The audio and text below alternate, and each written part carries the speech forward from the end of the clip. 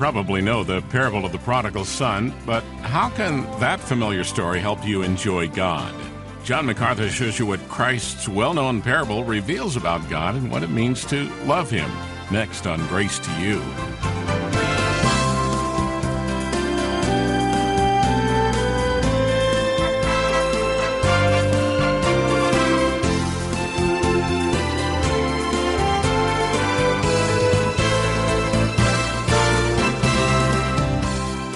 Thanks for tuning into this Tuesday edition of Grace to You as John Macarthur helps you make sure that you're enjoying God. Now, to truly enjoy God, you must understand His love. What is God's love like, and how do you know if He loves you? Is it the size of your bank account, the state of your health, or the square footage of your house? Well, John gives you a practical vision of what the love of God looks like as he explains the parable of the prodigal son. What does this popular passage reveal about God's character, about His love for you? We'll find out now, and here's John Macarthur with the lesson. I believe, without a doubt, this is the single greatest statement on the character of God, and it's in Luke 15. Luke 15. Let me read it to you. Verse 11. And he said, a certain man had 2 sons, and the younger of them said to his father, Father, give me the portion of goods that falleth to me. And he divided unto them his living. And not many days after that, the younger son gathered all together and took his journey into a far country, and there wasted his substance with riotous living. And when he had spent all, there arose a mighty famine in that land, and he began to be in want. And he went and joined himself to a citizen of that country, and he sent him into his fields to feed swine. And he would fain have filled his belly with the husks that the swine did eat, but no man gave unto him. And when he came to himself, he said, How many of my father's hired servants have bread enough and to spare, and I perish with hunger? I will arise and go to my father, and will say unto him, Father, I have sinned against heaven and before thee, and am no more worthy to be called thy son. Make me as one of thy hired servants. And he arose and came to his father, and when he was yet a great way off, his father saw him, and had compassion, and ran, and fell on his neck, and kissed him. And the son said unto him, Father, I have sinned against heaven and in thy sight, and am no more worthy to be called thy son. But the father said to his servants, Bring forth the best robe, and put it on him, and put a ring on his hand, and shoes on his feet, and bring the fatted calf, and kill it, and let us eat and be merry.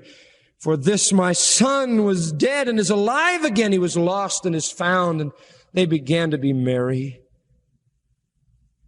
Now his older son was in the field. And as he came and drew near to the house, he heard music and dancing. And he called one of the servants and asked what these things meant. And he said unto him, Thy brother is come, and thy father hath killed the fatted calf, because he hath received him safe and sound. And he was angry and wouldn't go in. Therefore came his father out and entreated him. And he answering said to his father, Lo, these many years do I serve thee, neither transgressed I at any time thy commandment, and yet thou never gavest me a kid that I might make merry with my friends. But as soon as this thy son was come, who hath devoured thy living with harlots, thou hast killed for him the fatted calf. And he said unto him, Son, thou art ever with me, and all that I have is thine. It was fitting that we should make merry and be glad, for this thy brother was dead, and is alive again, and was lost, and is found. What a great story. Listen, people, that is not the story of a lost son. That is the story of a loving father. And listen to me. A loving father who loved 2 sons under 2 different conditions with the same love, the very same love. Look at the story again. Verse 11, a certain man had 2 sons. The younger of them said to his father, Give me the portion of goods that falleth to me. Now listen, the younger son had a right to part of the inheritance. The older son got 2/3, and if there were only 2, that would mean 1/3 of the inheritance was his. But it was always the case that he waited till his father died and then received 1/3 of the estate. But he wants it, and he wants it now. which means the father, in responding to his request, would have to literally liquidate his estate and convert it into enough cash to give this son what he asked for. And the son got what he asked for. At the end of verse 12, he divided unto them his living. He liquidated everything he had and put it in the care of his sons. He bestowed upon them all that he possessed. Verse 13, not many days after that, the younger son gathered all together, took his journey into a far country, and wasted his substance with asotas, dissipation. The word literally means wastefulness, excess, wild extravagance, squandering it. It doesn't tell us what he did. His dirty-minded brother assumed that he wasted it on harlots, but he didn't have that information. That was just a slanderous statement. We don't know what he did with it, but he ruined himself by wasting it all. And then he faced a double disaster. Verse 14, he had spent everything, and there arose a mighty famine in the land, and he began to be in want. It isn't bad enough that he wasted his substance, but now there's a famine in the land. Food is at a premium. He can't get a job, and nobody's going to give him anything. He's out of money, and the famine has hit. Food is scarce. Food is high priced. Nobody's giving it away, and nobody's offering jobs because there's no money for anything but food. In verse 15, he went and joined himself to a citizen of that country, and he sent him into his fields to feed swine. A Jew feeding pigs. I mean, you can't get any lower than that. How degrading. Leviticus 11:7 says they were unclean. What's he doing feeding them? The old saying among the Jews was, may a curse come upon the man who cares for swine. That's how low it is. That he is stooped.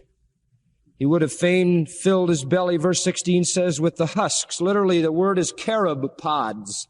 He would have filled his belly with the carob pods that were the food for the pigs, but nobody would give him the pig food because you couldn't eat a human, so you fed a pig because you could eat a pig. Humans drained the resources. Pigs were the resources. Pigs were more valuable than people, so nobody gave him anything. Verse 17, he came to himself. Disillusionment began to set in, and he finally came to his senses. And he began to reason, how many of my father's hired servants have bread enough and to spare, and I'm perishing with hunger? By the way, the word hired servant is most interesting. It doesn't mean a household slave. It doesn't mean a contracted servant. It means a day laborer. He says, even the people passing down the road that my father hired for one day's work have food to eat. Even